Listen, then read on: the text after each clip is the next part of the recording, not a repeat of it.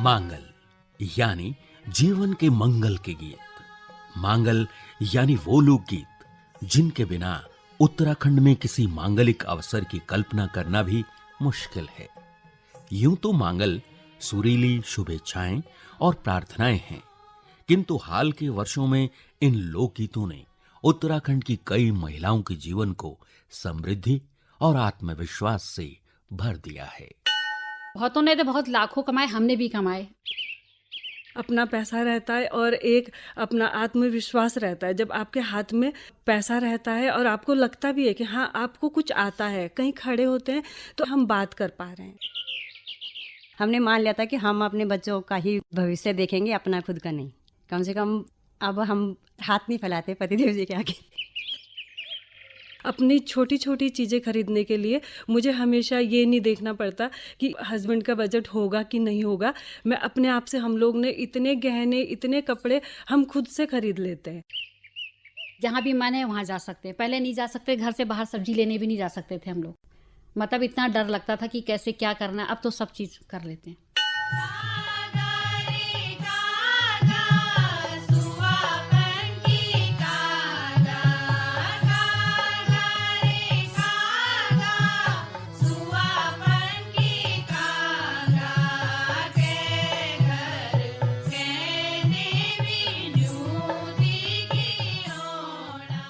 घर की चार दीवारी तक सीमित रहने वाली सैकड़ों महिलाओं को मांगल, लोकगीत और लोक नृत्य सिखाकर उनका जीवन संवारने वाली लोक संगीतज्ञ का नाम है डॉक्टर माधुरी बर्थवाल।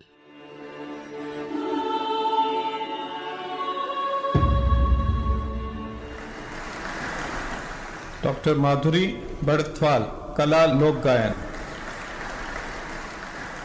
लोक संगीत के संरक्षण और उसे जन जन तक पहुंचाने के लिए माननीय राष्ट्रपति रामनाथ कोविंद ने 21 मार्च 2022 को जब माधुरी बर्थवाल को पद्मश्री से सम्मानित किया तो संपूर्ण उत्तराखंड में खुशी की लहर दौड़ गई थी।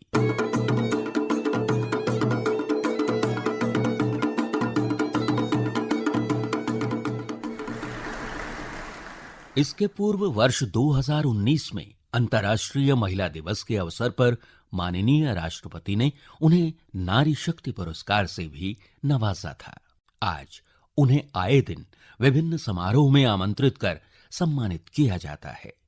नई पीढ़ी के संगीतकारों के लिए ये सब देखना बहुत लुभावना हो सकता है, किंतु इस मुकाम तक पहुंचने का मार्ग गहन संघर्ष, असीम पीड़ा और कठोर तपस्या से भरा है। संगीत का ज्ञान अर्जित करने और उसे लोगों के बीच बांटने की अपनी अदम्य इच्छा के कारण उन्होंने किशोर अवस्था से ही अपने लिए कठिन मार्ग चुन लिया था। डॉक्टर माधुरी बर्थवाल। जब मैं 9वीं क्लास में थी तब मेरे लिए रिश्ता आया था। हम लोग गांव जा रहे थे तो मेरे नाना जी लगते थे रिश्ते की। उन्होंने कहा कि जन्म पत्री दे देना इसकी। तो पिताजी ने माँ से कहा कि इसकी जन्म पत्री अपने मामा जी को दे देना, वो आएंगे यहाँ पर। तो और मैं सुन रही थी ये बात, मैंने कुछ नहीं बोला और मैं सीधे जो है उठी। पिताजी चले गए लैंसडाउन हमको छोड़ करके, और हमारे घर के पास एक बहुत बड़ा आम का पेड़ था। मैंने वहाँ सीढ़ी लगाई और वहाँ उसके अंदर गई, थैले में पत्थर भी ले गई अपने साथ कि जो मुझे बुलाने आएगा या मुझे ज़बरदस्ती खींचने के लिए आएगा तो मैं उसको पत्थर मारूंगी। मैंने कहा मैं बिल्कुल शादी नहीं करूंगी, तुम मेरी जन्म पत्री नहीं दोगी और मुझे मास्टर नहीं बनना है, मैंने शादी नहीं करनी है, मैं खाना भी नहीं खा रही हूँ। मैंने 7 दिन तक अनशन ले लिया। सुबह 5 बजे चल जाती थी और रात के 7 बजे आती थी फिर वापस। तब जो है मेरे ताऊ जी आए फिर हमारे यहाँ। उन्होंने कहा कि बेटा तूने ये सामान कहाँ रखा, मुझे नहीं दिख रहा है। तो मैंने कहा कि ताऊ जी वो अलमारी के अंदर है। तो ताऊ जी ने कहा कि तू बेटा नीचे आ, तब तू अपने हाथ से दे दे मुझे।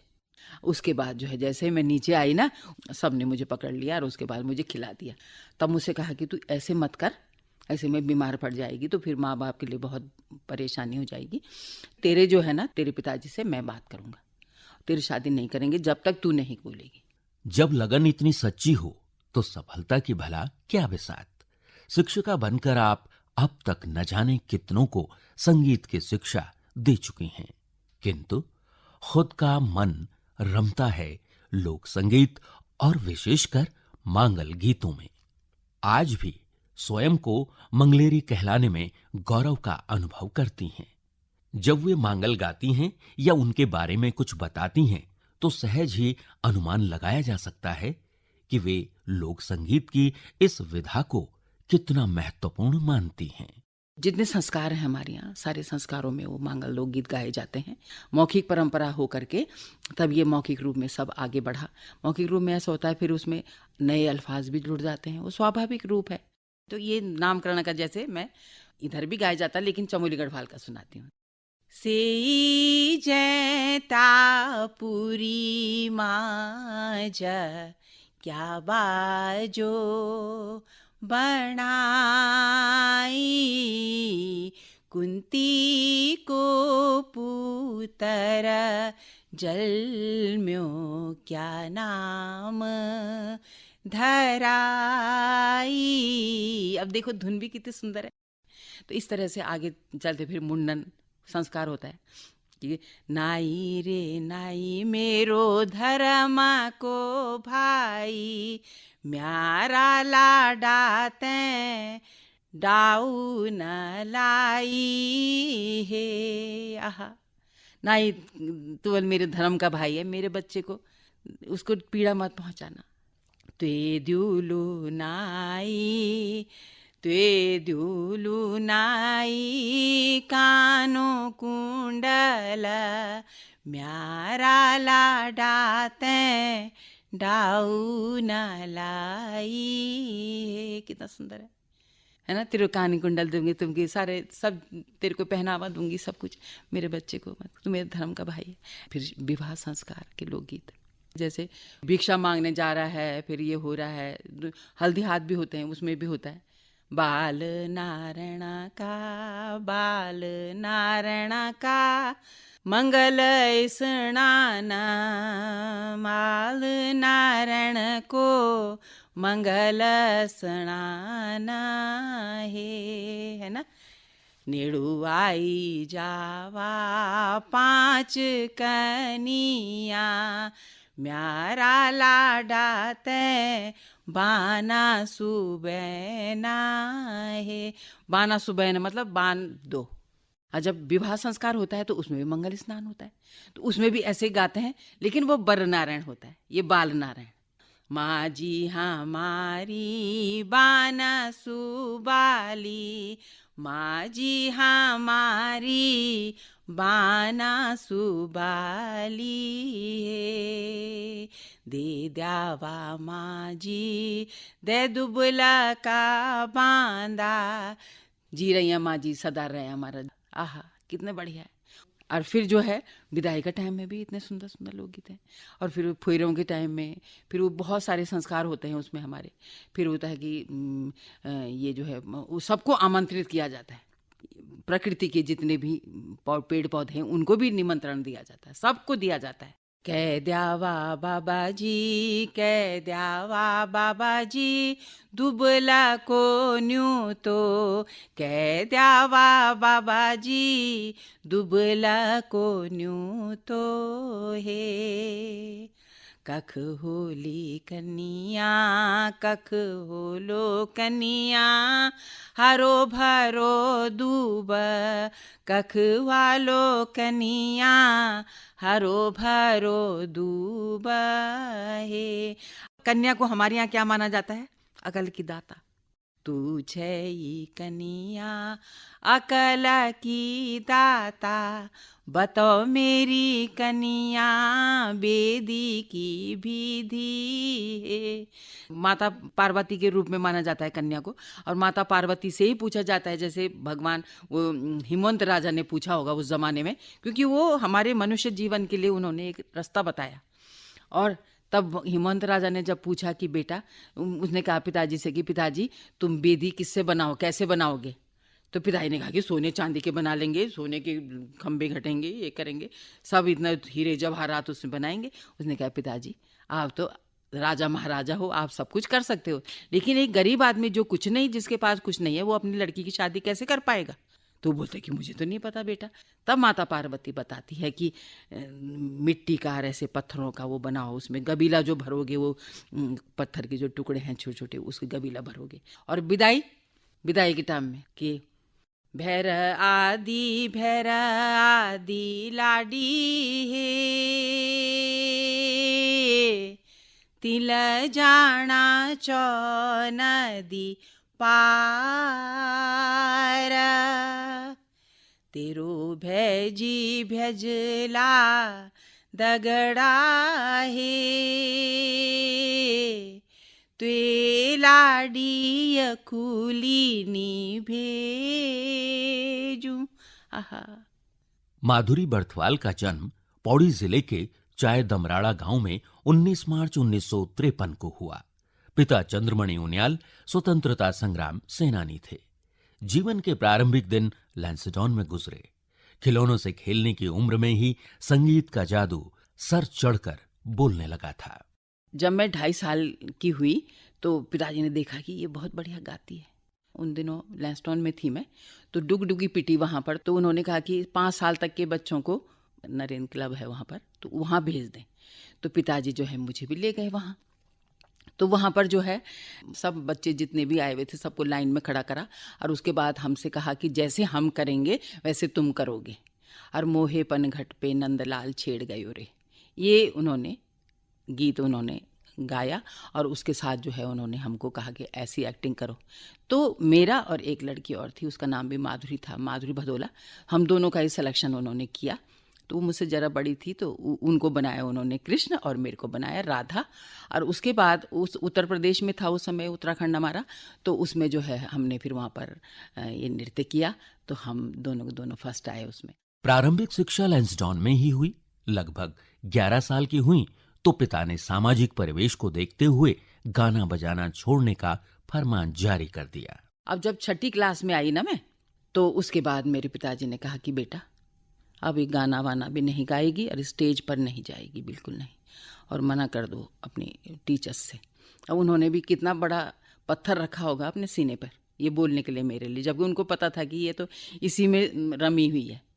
अब उसके बाद जो है तब फिर मैं सिलाई करना शुरू करा, फिर मैंने और भी काम बहुत सारे थे वो करने शुरू करे, लेकिन मन तो वहीं रमा हुआ था मेरा।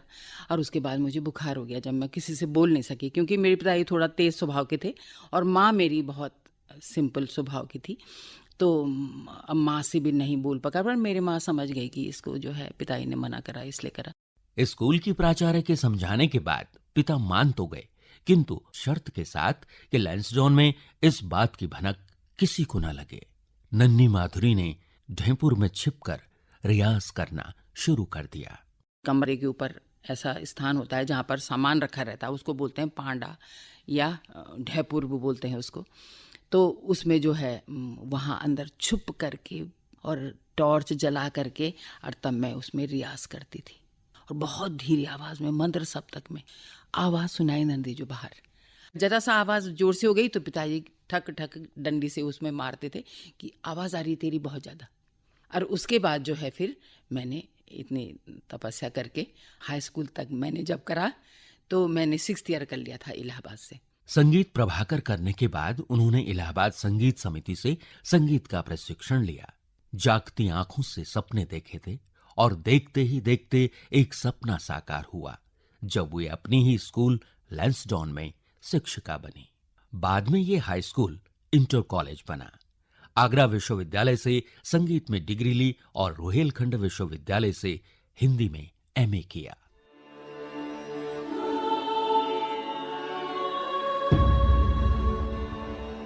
यदि आप देश के शीर्षस्थ संगीत कलाकारों के जीवन वृत्त का अवलोकन करें तो पता लगेगा कि इनके करियर के शुरुआती दिनों में इन्हें आकाशवाणी ने लगातार व्यापक मंच प्रदान किया है। डॉक्टर माधुरी बर्थवाल जब आकाशवाणी नजीबाबाद में संगीत संयोजिका के पद पर चयनित हुई तो उन्होंने इस परंपरा का निर्वाह करते हुए सैकड़ों छिपे हुए कलाकारों को आकाशवाणी का मंच प्रदान किया। ऐसे कलाकारों की फेहरिस्त बहुत लंबी है। अब वे अधिकतर कलाकारों को भूल चुकी हैं, किंतु उनकी स्मृति में शारदा मौसी अब भी जीवित हैं, जिन्होंने आकाशवाणी पर एक से बढ़कर एक गीत गाए। जब डॉक्टर माधुरी बर्थवाल कोटद्वार के एक कॉलेज में पदस्थ थी तब शारदा वहां एक सहायिका के रूप में कार्य करती थीं। उनकी रग रग में संगीत बसा था। जब वे छुट्टी होने पर बच्चों को छोड़ने जाती तो बेसाख्ता गा उठती। मतलब बच्चों को छोड़ने जा रही है और अम्मुआ की डार गा रही है। और अम्मुआ की डार को अलिया बोले, अम्मुआ की डार को अलिया बोले, छांटे हो जाओ, मोटर आ गई, छांटे हो जाओ। और इतना बढ़िया गाती थी जिसकी को मेरे को बहुत अच्छी लगा। मैंने कहा कितना, मैंने मुझे शारदा मौसी तुमको कुछ और भी आता है क्या? मांगल वागल आते हैं तुम्हें? हाँ आते हैं बल मुझे। तो सुनाओ जरा। सुनाए इतना बढ़िया। तब उनका फॉर्म भरवाया होगा, फिर वो आकाशवाणी से गाने लगे। कितना बढ़िया गाया उन्होंने। ऐसी भागीरथी देवी जाने कितने कलाकार जो कि कभी स्वप्न में भी नहीं आ सकते थे, गांव गांव गई, वहां से ढूंढ के लाई। आकाशवाणी में अपने कार्यकाल के दौरान आपने रेडियो की सभी विधाओं पर कार्य किया। संगीत संयोजन के साथ कई रूपक और नाटकों का निर्माण किया। धरोहर नाम की उनकी रेडियो श्रृंखला बहुत लोकप्रिय हुई। इस श्रृंखला के माध्यम से उन्होंने श्रोताओं को उत्तराखंड के लोक संगीत और लोक गाथाओं से परिचित करवाया।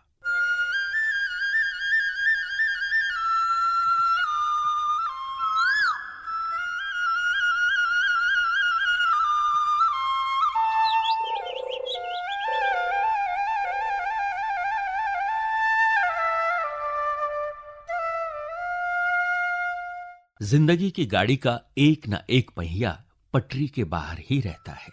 घर वालों के कहने पर माधुरी ने शादी तो कर ली, लेकिन उनकी तकदीर में 20 साल का ही वैवाहिक जीवन लिखा था। 2003 में मेरे हस्बैंड की डेथ हो गई थी। उसके बाद लगभग कोमा में ही चली गई थी मैं। पर यह है कि मेरे स्टाफ ने, उन्होंने मेरे को जिंदा करा, पुनर्जीवित करा मुझे।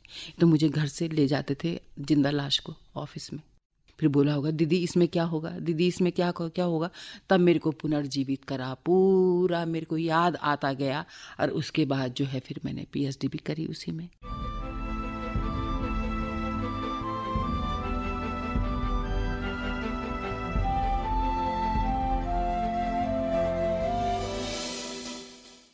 आकाशवाणी में 32 साल के करियर के बाद देहरादून आई तो यहीं की होकर रह गईं। मैं तो कोटद्वार में ही रहना चाहती थी, लेकिन किसी कारण ऐसे ही आई मैं यहाँ पर। तो यहाँ पर किसी शादी में जाने का मौका मिला मुझे। तो वहाँ पर वो जो है ऊट पटांग गीत गा रहे, वो डीजे बज रहा और उसमें डांस कर रहे हैं, तेरा आदमी मर गया अब तो मच्छी खा, ये अर्थ था उसका, उस गाने का। तो अरे ये डांस कर रहे वहाँ पर। मैंने अपना सिर पकड़ लिया। ओहो, मैंने कहा इतना ज़्यादा पतन हो गया हमारे लोगों का कि ये तो सब कुछ अपनी संस्कृति पता ही नहीं है इनको, दीन दुनिया की। तब मैंने कहा यहीं मकान बनाओ, फिर यहीं मकान बनाया, यहीं रही। और तब मैं घर घर मैंने सबसे बोला इधर आओ। मैंने कहा तुम क्या करते हो दिन भर घर में? कि हम तो कुछ नहीं करते। मैंने कहा एक माँ ही होती है जो इसको पुनर्जीवित कर सकती है, तो उसी को पकड़ो। क्योंकि बच्चे तो स्कूल पढ़ने जाएंगे तो उनको तो डिस्टर्ब नहीं कर सकती मैं, लेकिन माँ को। तब फिर मैंने उनसे बोला कि आओ मेरे पास। तब फिर जो है धीरे धीरे फिर संस्थाओं को भी पता लगा कि यहाँ फिर और बहुत सारी संस्थाओं ने भी मेरे को अपने पास बुलाया। फिर वहाँ पर फिर विश्वविद्यालय, ये सब जगह से मेरे को आमंत्रण आने लगे। बहुत सारी महिलाएं ऐसी भी थी जो कहती थी दीदी हम तो ना मंगलेरी नहीं बन सकते, हमारे को मना करेंगे घर से, हाँ सीख लेंगे हम। तो मैंने कहा ठीक है मत बनो मंगलेरी, मैं हूँ ना। मैंने कहा मैं हूँ मंगलेरी। फिर मैं उनके साथ, जब मैं एक ग्रुप को अपने साथ ले गई और मेरे किसी रिश्तेदार के यहाँ शादी में ले गई, तो मैंने उसे बोला, मैंने कहा इनको 1000 रुपये इनको टीका लगाओ, इनको दक्षिणा दो। तब उनको जब ड्रेस में, बढ़िया ड्रेस में आ रखी और सामान, सब लोग उनको देखने के हैं। और तब वो एक ने बुलाया, दूसरे ने बुलाया, तो ऐसे सब जगह होने लगे। तब अगर मैंने 100 लोगों को सिखाया उस समय तो 100 ग्रुप बन गए उस समय। और तब जब इतने पैसे मिले तब फिर क्या हुआ, फिर कंपटीशन भी होने लगे। जब सामने दिखता है ना कोई चीज़। फिर झुमेलो कराया, ये धात संस्था से जुड़ी में। और जब वहाँ पर झुमेलो करा उन्होंने तो सबको पता है झुमेलो कोई चीज़ होती है, थड़िया भी कोई चीज़, सब पता लग गया सबको कि ऐसे ऐसे होता है। और तब 2-2 लाख रुपए के चेक मिले भाई इन महिलाओं को। और अगर 20 महिलाएं हैं 10-10 हज़ार रुपये बांट लिए सबने। तो जिस महिला के घर में अगर सब्जी लेने के लिए भी पैसा नहीं रहा होगा ना, आज उसने अपने पैसों से फ्रिज खरीद के रखे हुए। देहरादून में रहने वाली गृहिणी मीना सकलानी, जिन्होंने माधुरी जी से गायकी सीखकर अपना एक मंगलेरी समूह बनाया है। पति मेरे फौज में थे, बेटी स्कूल चली जाती थी तो फिर मैं घर में अकेली रह जाती थी। फिर पतिदेव जी जब घर आए तो बोला तू बहुत टेंशन में रहती है, तो उन्होंने भी सुना होगा कि दीदी ऐसा ऐसा सिखाती हैं, तो मुझे शौक भी था, मन मन में हम गाते रहते थे। तो दीदी ने ही बोला कि हमारा ये कल्चर है, ये होते हैं शादी ब्याह में मंगल गीत वगैरह, इनके बिना तो हम कुछ नहीं है, हम लोगों ने अपनी संस्कृति बिल्कुल अलग कर दी है। डॉक्टर माधुरी बर्थवाल। इतनी डिप्रेशन में गई हुई थी, इसके सारे मुंह पे छाइयाँ पड़ी हुई थी। और जब इसके हस्बैंड मेरे पास छोड़ने के लिए आए उसको कि दीदी इसको भी सिखा दो, तो इसको जब सिखाया, गायन वादन नृत्य तीनों चीज़ इसको करती थी। इसने अपना ग्रुप बनाया। आज मैं इसको पहचान भी नहीं पाई कि है वही है तू, क्योंकि अब इतना प्रफुल्लित है। मीना सकलानी। हम लोग तिरजुगी नारायण भी जा चुके कई बार, हम लोग कोटद्वार भी गए हैं, गुप्त काशी, और हमने मांगल कंपटीशन भी लड़ा है 2 बार। तो मतलब बहुत कुछ हमें सुकून मिला कि हम इस लायक हैं। हम तो एक गृहिणी थी, हम घर बैठ चुकी थी। बीना रावत।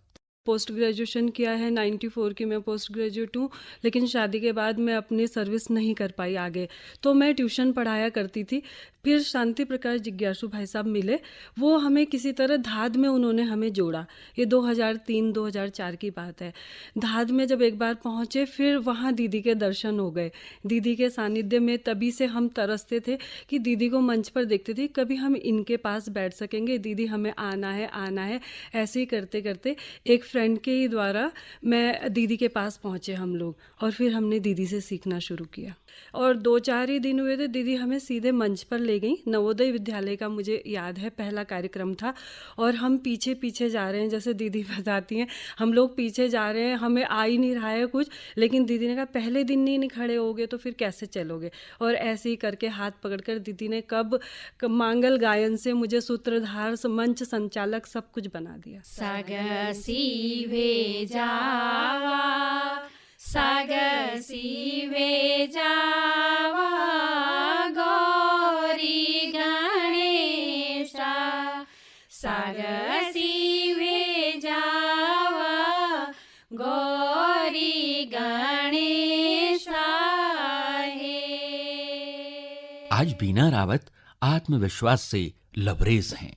बहुत परिवर्तन महसूस करती हूँ, क्योंकि आत्मनिर्भरता आ जाती है। ऐसा लगता है घर के लोग भी सम्मान से देखते हैं। पहले ऐसा लगता था इसका कोई रूटीन नहीं है, ये तो अपने टाइम से, मतलब हमारा काम करना पहले। अब मैं अपना टाइम देती हूँ, मेरी क्लास है, मुझे मांगल में जाना है, मुझे ये है, तो ये चीज़ आत्मनिर्भरता आ गई। अपनी छोटी छोटी चीज़ें खरीदने के लिए अपने मांगल के पैसों से हम बना लेते हैं, तो ये आत्मनिर्भरता हमारे अंदर आई है। घर परिवार में, रिश्तेदारों में, पास पड़ोस में सब लोग आदर की नज़र से देखते हैं हमें। बीना रावत का भी मानना है कि डॉक्टर माधुरी बर्थवाल ने कई महिलाओं की जिंदगी को बदल दिया है। पूरा विश्वविद्यालय है, वो संगीतज्ञ तो है। और सबसे बड़ी बात है, आपने देखा होगा बच्चों को हर जगह मंच कोई भी प्रोवाइड कर देता है, लेकिन बिल्कुल घरेलू महिलाओं को, साधारण घरेलू महिलाओं को खींच खींच कर लाई हैं किचन से, खेतों से, आओ थोड़ी देर तुम ये भी सीखो। और उन्होंने उन महिलाओं को मंच दिया जहाँ मतलब घर में भी उनकी कहीं पूछ नहीं थी। बच्चे भी मान सम्मान नहीं करते थे कि अरे मम्मी तू चुप रहे। यही होता है घर में अधिकतर, मैंने देखा हाउस वाइफ्स के साथ, कि बच्चे भी कहते हैं अरे हम तो स्कूल जा रहे हैं, कॉलेज जा रहे हैं, मम्मी तू चुप रह ले। लेकिन उन महिलाओं को दीदी ने मान सम्मान दिलाया। मैं तो कहूँगी कि पता नहीं कितनी महिलाओं की ज़िंदगी दीदी ने बदल दी है। आशा रावत। अभी बीच में मेरे बेटे की भी तबीयत मतलब गिर गया था ऊपर से, तो मेरे पास इतने पैसे अगर घर में रहती तो नहीं होता, लेकिन मैंने दीदी के साथ जा करके मतलब कि बचा बचा के रखे थे पैसे, तो मेरे बेटे के काम में आए वो पैसे। आज बच्चे भी बहुत खुश हैं। अपनी देखो यूट्यूब में देख लीजिए, सब देखो छोटे छोटे बच्चे हैं तो सब गढ़वाली का ही डालते हैं, हर चीज़ मांगल का है। ये तो अच्छा लगता है ना कि मतलब अपनी संस्कृति हम लोगों ने बचा के रखा, लुप्त तो नहीं होने दिया है। लोक संस्कृति को तभी बचाया जा सकता है जब हम इसे जीना सीखेंगे। इसके लिए हमें अपने मूल की ओर लौटना ही होगा। डॉक्टर माधुरी बर्थवाल। हमारे यहाँ कहा गया है कि जैलिबल डाले डालू माँ एली फिर ग्वालिम, मतलब हम चाहे कितना दूर चल जाएं, कितने हम प्रशिक्षित हो जाएं, कितने भी हम आसमान में उड़ जाएं, लेकिन आना जमीन पर ही पड़ता है। लोकगीत में इतिहास, भूगोल, समाजशास्त्र, रहन सहन, खान पान, रीति रिवाज सब कुछ है। इनको जानना बहुत ज़रूरी है। इनको जाने बिगर हमारी कोई पहचान नहीं है। जीवन जो होता है ये परिवर्तनशील होता है, तो हर चीज़ में परिवर्तन हो सकता है, कोई बात नहीं, लेकिन मूल तो जिंदा रहना चाहिए। तो ऐसे ऐसे लोकगीत हैं जिनमें राग रागनियाँ हैं स्वतः रूप से, सा सा रे ग प ध सा सा ध प ग रे सा जिया बुए नागिणा जिया ढोल बाजे। तुम क्या नहीं कर सकते इसमें।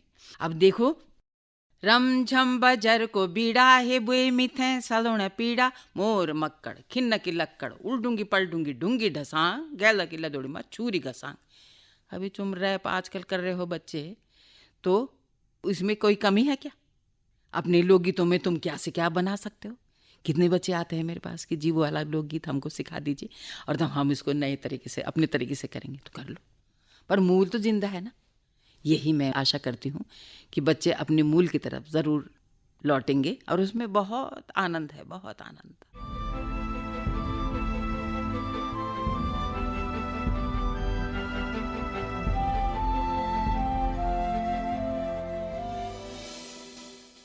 डॉक्टर माधुरी बर्थवाल का संपूर्ण जीवन अपने संस्कृति से अनुराग का एक अनुपम उदाहरण है। वे हमें विभिन्न लोक विधाओं को सही अर्थों में संरक्षित करने की प्रेरणा देती हैं। डॉक्टर माधुरी बर्थवाल नई पीढ़ी के प्रति आशान्वित हैं। उम्मीद है कि हम एक ना एक दिन अपने मूल की ओर अवश्य लौटेंगे।